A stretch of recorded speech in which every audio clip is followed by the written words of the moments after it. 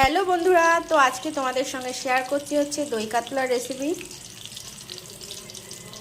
তো মাছটা ভাজতে দিয়েছি আর দুটো রয়েছে, এটা ভেজে নেই। এই পাশে মাছ ভাজা হচ্ছে আর এই পাশে দেখো আমি একটা মশলা করে নিয়েছি। এখানে অল্প একটু দই নিয়েছি, খুব বেশি না, যেহেতু অল্পই মাছ। তো 50 গ্রাম মতন দই নিয়েছি। আর এখানে হচ্ছে পেঁয়াজ আর টমেটো একটু পেস্ট করে নিই, আমি বেটে নিয়েছি। আর এই পাশে হচ্ছে একটা মশলা নিয়েছি, দেখো হলদি গুঁড়ো আছে, জিরার গুঁড়ো, লঙ্কার গুঁড়ো আর চিনি।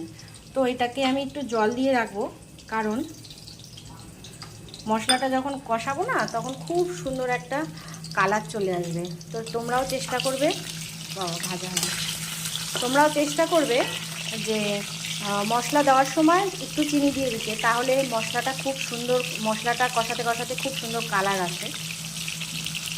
আমার মাছটা ভাজা হয়ে গেছে, দেখো তুলে নিয়েছি।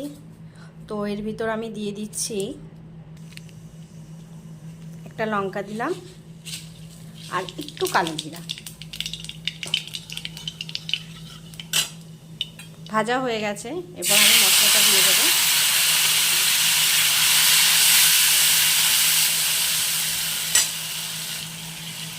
এটাকে আমি সুন্দর করে ঢেকে একটু ভেজে নেব। তো মাঝে মাঝে ঢাকনা খুলে অবশ্যই নাড়িয়ে দিতে হবে, নাহলে নিচ দিয়ে পুড়ে যাবে।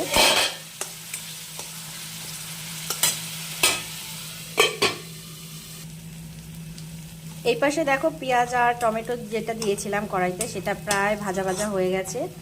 তো এর ভিতর যে আমি মশলাটা করেছিলাম লঙ্কা, জিরা, হলদি, চিনি দিয়ে, তো সেটা একটু দিয়ে দিলাম। এটাকে আবার সুন্দরভাবে কষিয়ে নিতে হবে।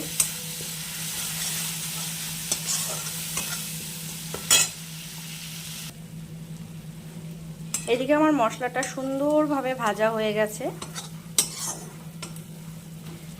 তারপর আমি এর ভিতর দিয়ে দেব দইটাকে, আমি খুব ভালোভাবে ফাটিয়ে রেখেছিলাম।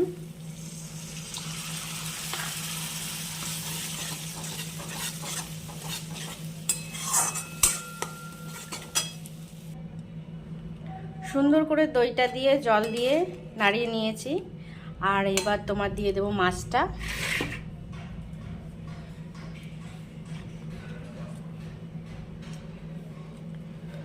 মাছটা দিয়ে 5-7 মিনিট ঢেকে রাখবো, যেহেতু দেখো আমি ঝোলটা বেশি করিনি।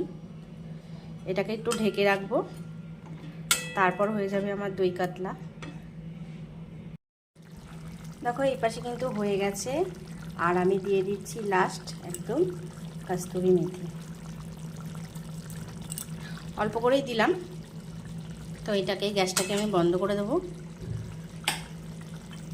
তো আমার দই কাতলা কমপ্লিট।